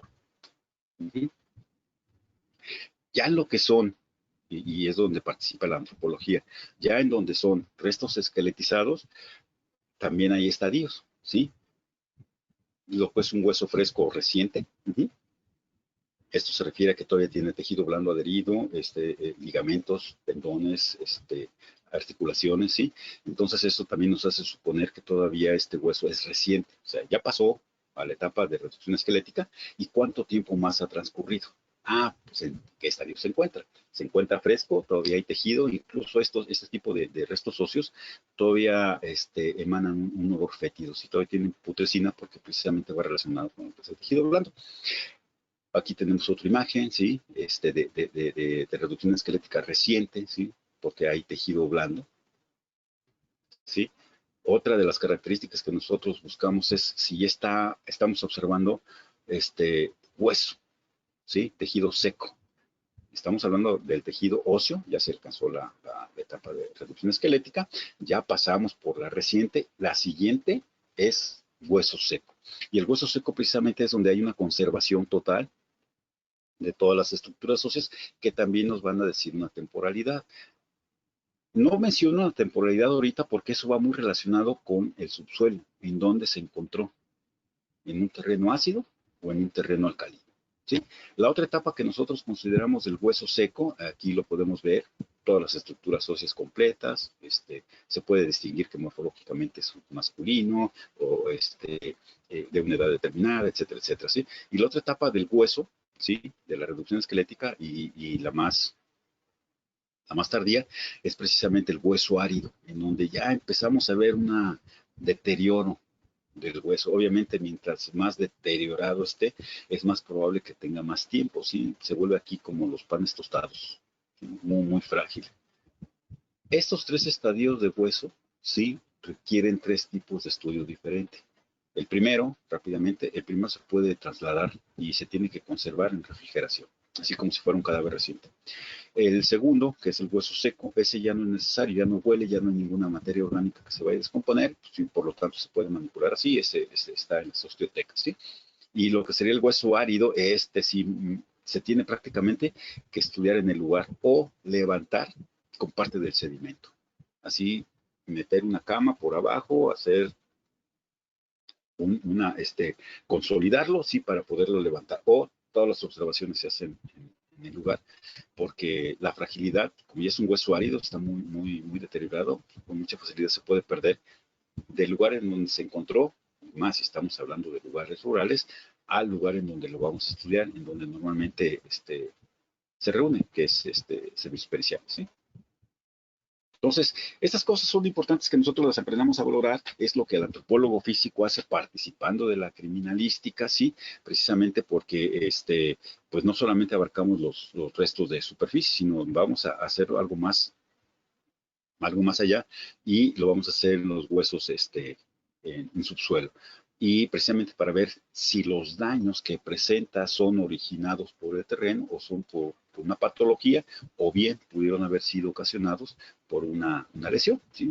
Atribuirles a causa de muerte o ahora que está muy en boga lo que es la tortura también, eso es lo que nosotros buscamos. Aquí hay un punto muy importante. En México, ¿sí? Quien firma los certificados de defunción de un cadáver es el médico. Pero el médico no va a todos los lugares. Normalmente aquí en México los médicos están en el servicio médico forense, ¿sí? O sea, se esperan a que llegue el cuerpo y hacen toda una serie de observaciones al exterior y comienzan a hacer la autopsia o necropsia, ¿sí? Y entonces en el lugar, ¿sí? En el campo, ambientes rurales o en ambientes urbanos, casas, ¿sí? El antropólogo con el criminalista tiene que hacer todas las observaciones para dárselas al médico porque él es el que va a firmar, ¿sí? Él es el que, no es que lo tengamos que convencer, es que le tendremos que mostrar todos los fundamentos, ¿sí? Científicos para que pueda emitir una opinión y pues la firma. Entonces, por eso es bien importante que nosotros hagamos ese tipo de observaciones. Les decía que aquí nosotros, desde que iniciamos a hacer la búsqueda de los cuerpos con la famosa prospección, ¿sí? Con el recorrido de superficie es básico, porque aquí también tenemos nosotros que cubrir otro aspecto. Si bien es cierto, el antropólogo se enfoca a lo que es la individualidad, los rasgos que individualizan a un individuo. En este caso, los rasgos que observamos en un cadáver para decir qué características presentaba el vida en sujeto. Entonces, aquí también la prospección resulta ser bastante útil, lo que es el recorrido de superficie, resulta ser bastante útil porque desde aquí comienza precisamente la identificación humana. Ver si se va a encontrar alguna prenda de vestir, se va a encontrar algún objeto que portaba, relojes, anillos, medallas, algún botón, no, obviamente no, balas, casquillos, cuchillos, armas, ¿no? Pero también enfocados a lo que es la identificación, pues vamos a comenzar desde lo que es la superficie, porque aquí es muy importante. Otra de las cosas por las cuales es importante hacer una prospección, pues para ver si encontramos tan sencillo, ¿no? Huellas de neumático marcadas en la tierra, pisadas. Hay una gran cantidad de información, ¿sí? Desde objetos varios, no solamente pensemos en armas, no solamente pensemos en joyería. alguna uña, ¿sí? Uña postiza, uña natural, pestañas, pupilentes, botellas, basura, etcétera, etcétera. Por eso se tiene que hacer la prospección, hacer todo el recorrido de superficie, que no es difícil, no es nada complicado. Se hace bajo las mismas técnicas de búsqueda que utiliza la criminalística, ¿sí? Se utiliza la más adecuada dependiendo de la zona en la que se esté y es la que se implementa, ¿no? Si se está en un terreno con tangente a nivel, en un terreno irregular, en un terreno sumamente accidentado, etcétera, etcétera. Acuérdense que estas técnicas también se adaptan a lo que son los ambientes rurales, ¿sí? Ya en lo que sería la localización, la ubicación, y vamos a proceder a lo que sería la recuperación. Pero la recuperación no solamente es desenterrar, exhumar el cuerpo. Cuando nosotros hablamos de excavación es hacer un análisis de todo el sitio. Empezamos desde la superficie, ¿sí? Y vamos a irnos capa por capa, por capa, por capa, lo que nosotros llamamos estratos. El primer estrato, que es el estrato basura, ¿sí? Que es el que circula, el viento, las personas, los animales, etcétera. Y posteriormente vamos a ir yéndonos hacia abajo, estrato por estrato por estrato. Aquí se hace muy importante porque fosas clandestinas, por desgracia, hay muchas, ¿sí? Aquí es una definición que da Alejandro Encinas, que es uno de los representantes de nuestro gobierno en derechos humanos, y que ya da una definición de lo que son las fosas, ¿sí? Que son los enterramientos de restos humanos, ¿sí? Se llaman clandestinos, son inhumaciones ilícitas, porque son inhumaciones dentro del terreno, ilícito porque no se le da parte a la autoridad, precisamente porque no se quiere que se entere, ¿no? Entonces aquí se vuelve muy, muy importante el trabajo de lo que es la recuperación. No solamente hay fosas, ¿sí? O sea, los cuerpos depositados ilegalmente, sean inhumados o no sean inhumados, pueden estar en la superficie, ya lo hemos visto, ¿sí? Los que tiran en la carretera, los que tiran en las calles, etcétera. Los donde se aprovechan tiros de minas y los arrojan ahí, en laderas, en barrancos, ¿sí? En lagunas, ¿sí? Les ponen piedras, les ponen algo que pese para que se sumerjan, y los factores de degradación del agua, van a ser lo demás. Presas también, ¿sí? Sobre todo aquí en México, pues acuérdense que es un lugar muy agrícola, hay muchas presas porque muchas de las áreas de riego no son no son de temporal, son de riego, perdón, de las áreas de agricultura son de riego. O sea, se tiene cantidades de agua almacenadas precisamente para que todo el año se esté regando. Entonces, y exactamente igual que la laguna, sí, se aprovechan este tipo de presas, este tipo de tanques de agua para deshacerse de los cuerpos y que las condiciones del agua hagan otro, ¿no? Y bueno, también está lo que son las fosas clandestinas en sí, ¿no? Los enterramientos ilícitos, en donde se hace una excavación, ¿sí? También es muy importante que la antropología participe en lo que sería la inhumación, pues para saber si es de carácter primario o secundario. Normalmente los enterramientos primarios, ¿sí? Son así donde el cadáver, donde el sujeto muere, ahí se queda y el cadáver se empieza a putrefactar. No hay un movimiento, a veces sí lo llega a ver de la fauna cadavérica, ¿no? Perros, ratas, algunas aves, pero normalmente estos, pues bueno, se pueden atribuir a otro tipo de actividades no delictivas, a veces. Aquí tenemos que hacer, en el caso de enterramientos primarios, les digo, es donde el cuerpo, el cadáver queda en el lugar y se va degradando, se va sepultando, ¿sí? Y el paso de los años muchas veces sí se llega a cubrir, no solamente de maleza. Aquí tenemos que estudiar todo el contexto para ver si lo que estamos observando corresponde en su totalidad a un enterramiento primario. El otro tipo de enterramiento, y que estos ya son los más abundantes,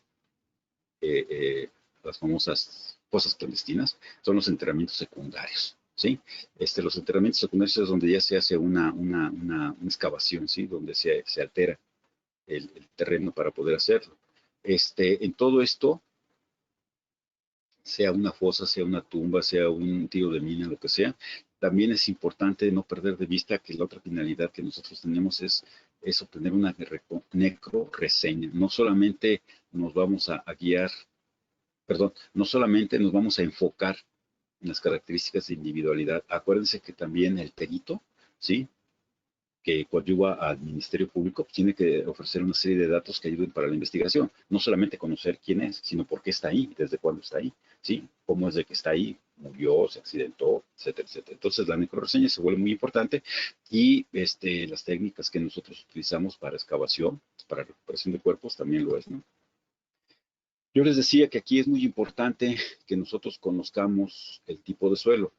No es lo mismo ver un signo de putrefacción cadavérica en la superficie que en el suelo. Aquí va a estar, va a estar sujeto a condiciones ambientales, pero del subsuelo. Principalmente la tierra. Para nosotros es indispensable poder analizar la tierra, ver qué tipo de suelo hay, si es arcilloso, limo o arena, o alguna combinación, ¿sí?, de este tipo de suelos. Si nosotros no tenemos conocimientos de geología, sí debemos de saber qué muestra tomar, pues para que el geólogo lo analice y nos diga no solamente si pertenece a un suelo arcilloso, limoso o arenoso, sino cuál es el pH, ¿sí? Para nosotros entonces poder hacer una estimación del tiempo de putrefacción o de degradación o de conservación del cadáver, ¿sí? Entonces aquí se vuelve muy importante conocer los terrenos, pero del subsuelo, cuáles son sus características. Hay microorganismos, no hay microorganismos, propician que se deseque el cuerpo o propician que se putrefacte porque hay una gran cantidad de microorganismos. Pensemos, por ejemplo, en las tierras que se utilizan para sembradío. Siembran pues porque hay una gran actividad orgánica ahí en el subsuelo que permite que precisamente el vegetal crezca, ¿sí? En las zonas en donde desérticas, donde no hay, es porque las características del suelo no permiten la actividad bacteriana, no es útil, ¿verdad? Se permea el agua, se permean los nutrientes, etcétera, etcétera. Entonces se vuelve muy, muy imprescindible nosotros conocer las características del subsuelo y es aquí donde el antropólogo participa en las ciencias forenses, ¿sí? Para nosotros la putrefacción no está tanto dictada por las características de superficie, ¿no? Etapa cromática, etapa anfisematosa, etapa liquefactiva, degradación esquelética, sino cuáles las condiciones por las cuales el esqueleto se empieza a degradar. Y aquí resulta muy importante, repito nuevamente, conocer las características del terreno, porque es como se interrelacionan los productos químicos que tenemos nosotros con tejido blando, sin tejido blando y las características que va a haber en el terreno. Cuando es el pH, bueno, y no solamente conocer el pH, tiene microorganismos, no tiene microorganismos, hay bacterias, ¿sí? O hay insectos, animales superiores, insectos o algún tipo de mamífero, topos, ratas, ¿sí? Por ejemplo, ¿sí? Esta es una carta que nada más, perdón, esta es una ilustración que nada más muestra las características de concentración de los diferentes compuestos y cómo se comportan, ¿sí? Todo esto es precisamente para que nosotros, como peritos, hagamos una estimación del cadáver. Si yo encuentro un cadáver, sí, es un ejemplo. Si yo encuentro un cadáver en hueso árido, entonces esto quiere decir que el terreno es sumamente ácido, un pH alto, y aparte no tiene que estar en presencia del agua para que se deshidrate rápido. Entonces es donde nosotros empezamos a hacer una reunión de datos, ¿sí?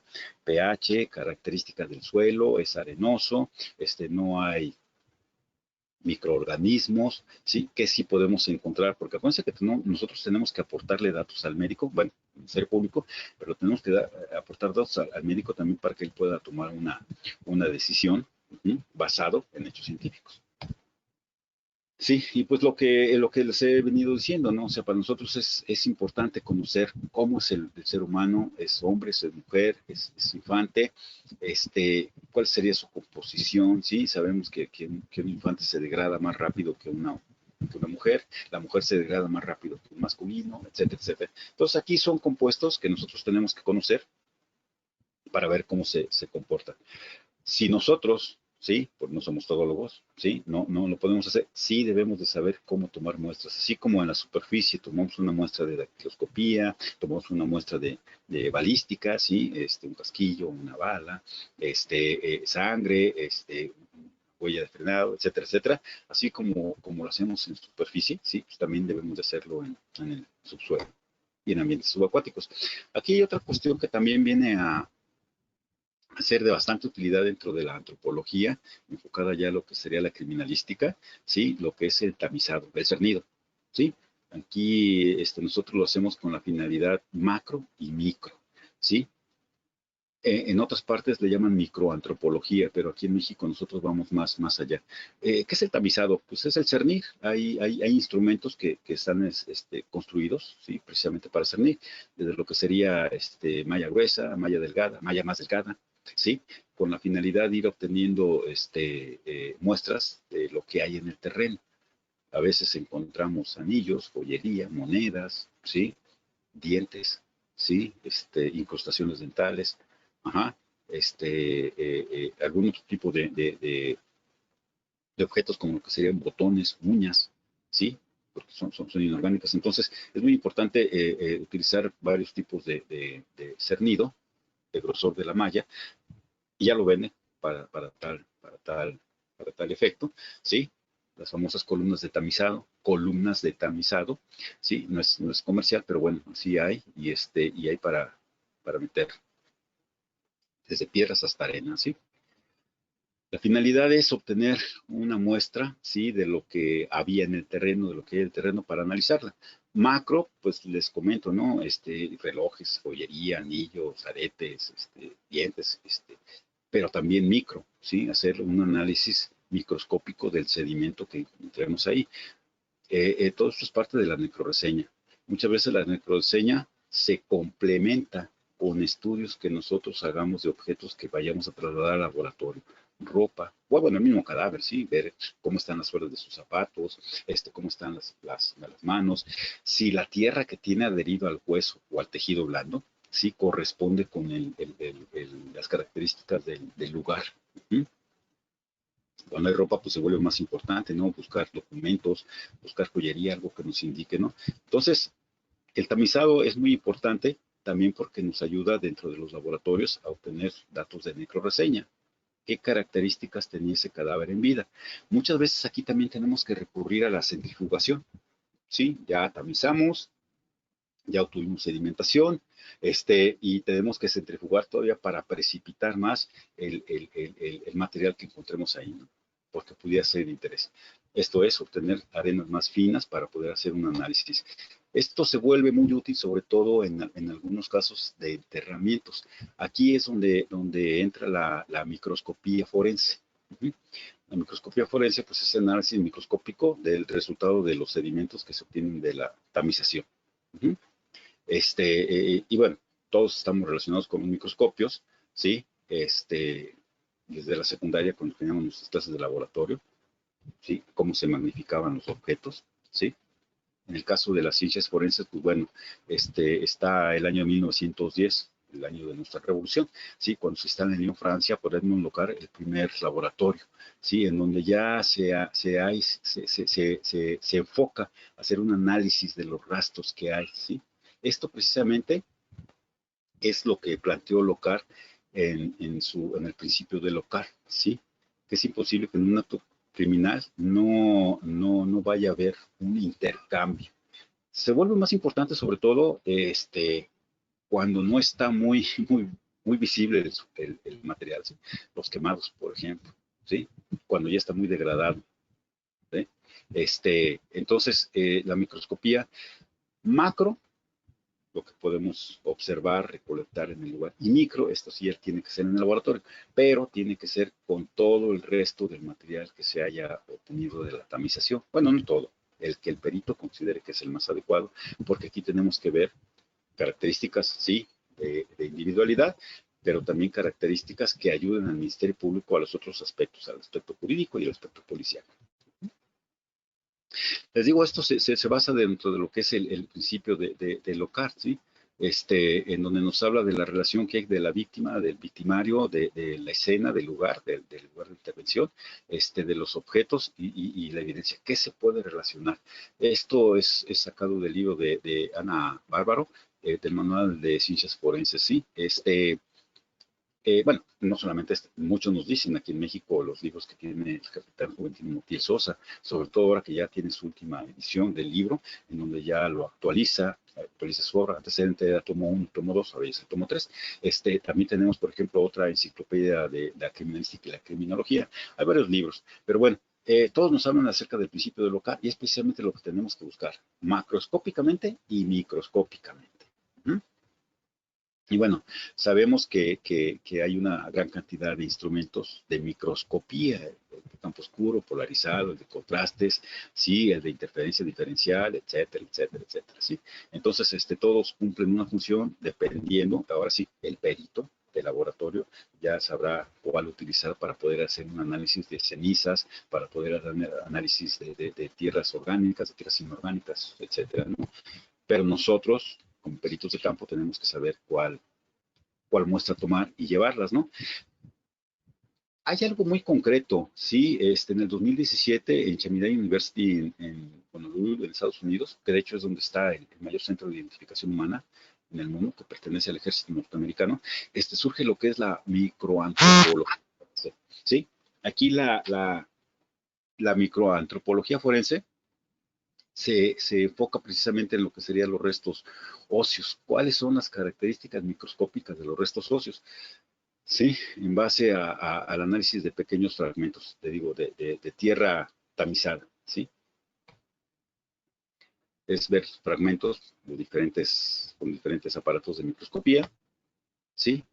Pero nosotros lo venimos haciendo aquí en México, por ejemplo, en Zacatecas, ¿sí? En el Instituto Zacatecano de Ciencias Forenses, desde el año 2002 se viene haciendo precisamente el análisis del microscopio. No solamente el microscopio de óptico, de contrastes, de infrarrojo, ¿no? Aquí también se utiliza uno de los microscopios más potentes que hay en el mundo, el microscopio electrónico de barrido. Originalmente el microscopio electrónico de barrido, ¿sí? Se utilizó para ver residuos de disparos de armas de fuego, la famosa prueba GSR, un shot residuo, ¿sí? Para ver si estaban implosionados o no. Pero nosotros en Zacatecas, yo estuve algún tiempo en la Procuraduría, bueno, hoy Fiscalía, trabajando y precisamente nosotros lo utilizamos para analizar restos carbonizados, ¿sí?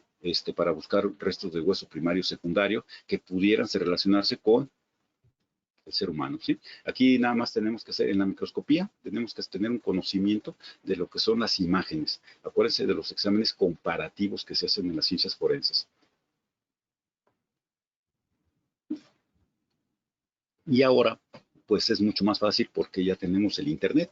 Con el Internet podemos accesar una serie ilimitada de imágenes en donde podemos ilustrarnos si corresponde un hueso primario, un hueso secundario o algún otro material, como algún polímero, alguna madera, etcétera, etcétera, etcétera, ¿no? Entonces, de eso se trata la microscopía. La microantropología, el hueso, pero la microscopía forense va más allá, ¿no? Buscar otro tipo de materiales. Por ejemplo, pues si se encuentra oro en un lugar en donde no sea habitual encontrar oro, ¿sí? Porque no sea condiciones del terreno, pues entonces quiere decir que muy probablemente haya sido de alguna joya, ¿sí?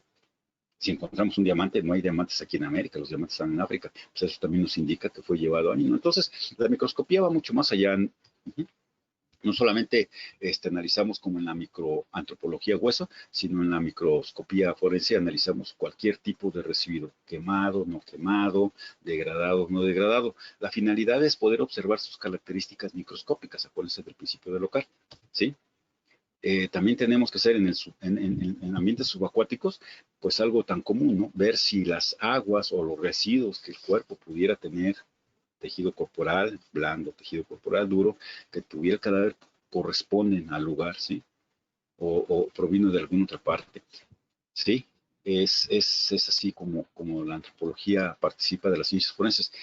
Cada campo es bastante específico en la antropología, como lo es en las ciencias forenses, ¿no? En la criminología, en la criminalística, y qué parte de la criminalística, un área regulada, un área no regulada, ¿sí? Pero nosotros, pues, como científicos, como peritos, pues tenemos que hacer uso de todo lo que esté a nuestro alcance para poder contribuir, ¿sí? Al esclarecimiento de un hecho jurídico penal. Bien, no sé si tengan alguna pregunta, esos son mis datos, ¿sí? Tengo mucha información, no pude mostrar aquí toda, pero con gusto se los comparto. Hello, hello. Uy, Hola, sí, muchas gracias, Hola, Ale. hola. ¿qué tal, Ivonne? Me Ya, extendí, ya, ¿o no? ya. No, está perfectísimo, está perfectísimo. Muchas gracias, tercero Aley, maestro de maestros. Excelente exposición, Gracias. muy, muy, completa, muy didáctica, sin problema de entendimiento. Nos hace una pregunta. Sí, eh, ah, Dice, han de haber borrado muchas huellas haciendo imposible la identificación de cadáveres, que sí, me imagino que la pregunta es que si en alguna ocasión han borrado huellas de algún tipo para borrar huellas para poder identificar el cuerpo o cuerpos, ¿sí? pues sí, Ya ¿no? que no dice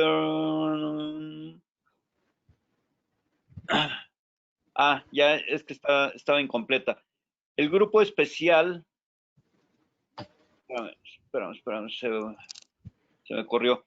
El grupo especial de búsqueda, en el caso Ayotzinapa, usan estas tecnologías, pero el tiempo y la intervención de tantas circunstancias podrían haber borrado muchas huellas, haciendo posible la identificación de los cadáveres. Sí, pues acuérdense lo que dice el protocolo de cadena de custodia. Preservar y el procesamiento, ¿no? O sea, sabemos que no se hicieron, no es ese caso, es el único. Por desgracia ha habido otros casos en donde no se hace una adecuada preservación, ¿no? Se permite que pasen los animales, las personas, las condiciones, carros, etcétera. En hechos de tránsito terrestre es muy común, ¿no? Llegan, atropellan, chocan, etcétera, y los carros siguen pasando por la vía de comunicación, ¿sí? En el caso concreto de Ayotzinapa, pues también, y mientras más pase el tiempo, pues obviamente son zonas que se van utilizando, van cambiando simplemente por las cuestiones climáticas. Hoy hay lluvia, entra otra temporada del año, ya no hay lluvia, pasa otra temporada del año, ya no hay lluvia, hay secas, etcétera, etcétera, ¿no? Entonces, sí hay alteración, por eso es importante la preservación, ¿sí? Sí, claro. Otra pregunta de Elvia nos dice, usted comentó que una mujer se degrada más rápido. ¿Por qué? Ah, bien. Sí, lo que pasa es de que aquí va por densidad de tejidos. Un infante tiene 10 veces más delgado los tejidos que un adulto. Una mujer tiene unas características diferentes en el tejido graso. La mujer, precisamente, biológicamente, está habituada al embarazo, ¿sí? A la producción, a la preservación de la especie. Entonces, su cuerpo está dotado de una cantidad de células grasas, ¿sí? Necesita la mujer, cuando se embaraza, necesita la mujer más energía, ¿sí? Entonces es por eso que está dotada, biológicamente tiene una mayor cantidad de células grasas que nosotros. Y las células grasas ayudan precisamente cuando se hace la transformación de lo que sería putricina y cadaverina. Y por eso se acelera más el proceso, por las células grasas. Independientemente de si está delgada o no está delgada, hay mayor presencia de células grasas, ¿no? De los adipocitos. Y eso se observa en las famosas dietas, ¿sí? Es más fácil que un hombre baje de peso, ¿sí? O de figura, ¿sí? Y que la mujer. Nosotros tenemos menos, porque no estamos diseñados biológicamente para el embarazo.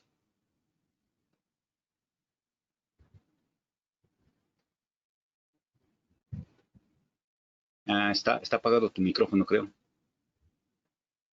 Mueves los labios, pero ya. Sí, ya está, perdón. ¿Qué opinas en general de los restos hallados en el caso de Ayotzinapa? Pues no puedo opinar mucho. Yo no participé, yo en ese momento estaba enfocándome en Morelos, en lo que se conoció como las tumbas de Tetelcingo. No sé, no tengo mayores datos de los que circularon en la opinión pública, ¿no? Lo que puedo decir es de que sí hubo un mal manejo, porque eso quedó de evidencia, ¿sí? De hecho, por eso corrieron al procurador, ¿sí? Porque hubo un mal manejo de información, hubo un mal manejo de casos. Sé que intervinieron mal en destiempo federales, militares, marinos, peritos de la localidad o federales, ¿no? Entonces, no tengo mayor información más que esa, no podría ser más, ahondar más Ok. en el tema. Sí, Sergio, excelente ponencia. Dudo que los criminalistas manejen todas esas disciplinas forenses. Por lo tanto, es indispensable o imprescindible un buen curso de el cómo tomar las muestras para ser llevadas con los especialistas en cada disciplina. ¿Qué se debe de recomendar a los criminalistas en este aspecto para asegurar la toma de una buena muestra representativa? Pues la capacitación, y que esta capacitación sea reciente y que haya sido por el personal que cubre el perfil, ¿no? Si te van a capacitar en tomar muestras genéticas, pues que sea un genetista. Si te van a enseñar a tomar muestras botánicas, de raíces, de cortezas de árbol, de hojas, pues que sea un botánico, ¿no? Un ingeniero agrónomo, por ejemplo, ¿sí? Si te van a enseñar a tomar muestras de mordeduras de animal, un odontólogo y un veterinario, por ejemplo, ¿no? O sea, la capacitación, la capacitación. Y este tipo de eventos, tu persona misma, tú te has dedicado muchísimo a la difusión de las ciencias en todos los niveles de ciencias forenses. Entonces, esto también contribuye mucho a que precisamente nos concentremos más en algo.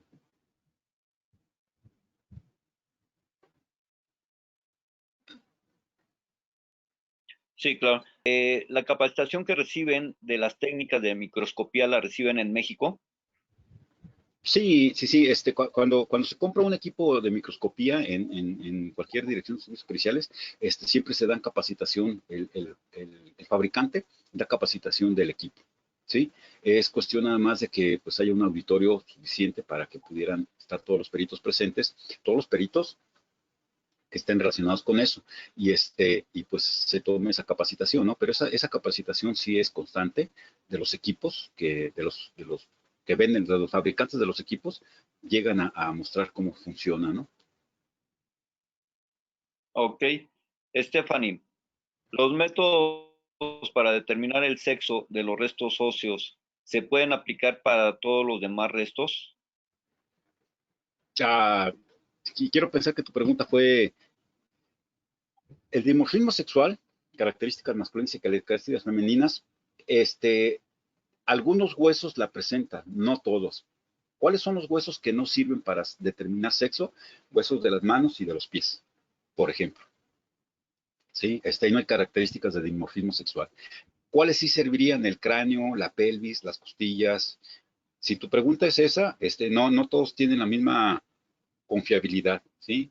Cráneo nos da una gran confiabilidad, pelvis nos da otra gran confiabilidad, y de ahí pues vete a huesos largos, de ahí vete a huesos cortos, y los huesos irregulares ya no te permiten obtener ninguna característica. No todos los huesos te la permiten.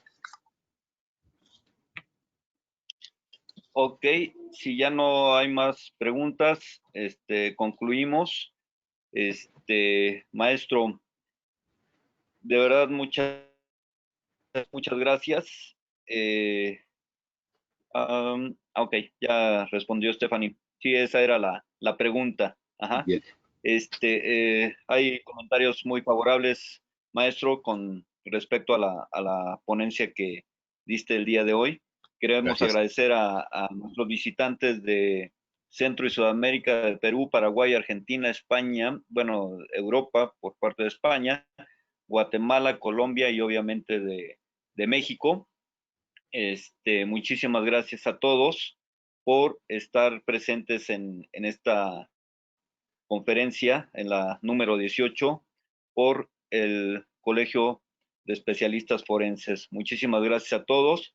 Les queremos dar la noticia que la próxima semana el Colegio de Especialistas Forenses cumple 13 años. Por tal Bien, motivo, el día jueves no tendremos conferencia de miércoles, será 3 conferencias el día jueves a partir de las 6 de la tarde. Les haremos llegar la invitación. Es un gusto que nos acompañen, por favor. De verdad, son 13 años de mucho andar y nos sentimos muy satisfechos por todo lo que hemos logrado y por lo que vamos a seguir continuando en esto de las ciencias forenses. Maestro, de verdad, muchísimas gracias. Te haremos llegar tu constancia vía correo. Igual a los participantes les haremos llegar su constancia de asistencia también para invitarles al curso que daré inicio el día 3 de octubre con la española Paz Velasco de la Fuente sobre asesinos seriales. Muchísimas gracias, muy buenas noches. De verdad, agradecemos mucho su participación. Maestro, de verdad, un gustazo escucharte, sobre todo que fue muy, muy completa tu presentación. De verdad, muchísimas gracias. Te agradecemos mucho tu participación. Por parte de la licenciada Ivonne Uribe Zaragoza, directora del Colegio de Especialista Forense, te agradecemos mucho tu participación. No, muy, muy amable, el agradecido soy yo. Tengan muy buenas noches y nuevamente gracias y felicidades, Martín, es excelente lo que has hecho. Gracias, gracias, de verdad, muchísimas gracias. Mira, hay una pregunta. Sí. De Sergio, dice, con los huesos que se han encontrado de los mamuts en el Valle de Santa Lucía, ¿es factible detener la construcción del aeropuerto? Ah, caray. No sabría decirte, ¿no? Para empezar, no soy paleontólogo. Sé que son huesos de mamut por lo que se ha difundido en las noticias, ¿no? Tendría que conocer la legislación para poderte decir si sí o si no. Siento no poderte contestar eso, no es mi campo, ¿no? Pero indiscutiblemente pues, es un hallazgo muy, muy importante. Ojalá se preserve. Sí, de hecho, de los estudios que se han realizado, se supone que hay protección por parte del INAH para, para casos de descubrimientos óseos o paleontólogos para detener esto, pero bueno, ya es cuestión de la bendita política. Así es, así es. Bueno, pues muchísimas gracias. Cerramos la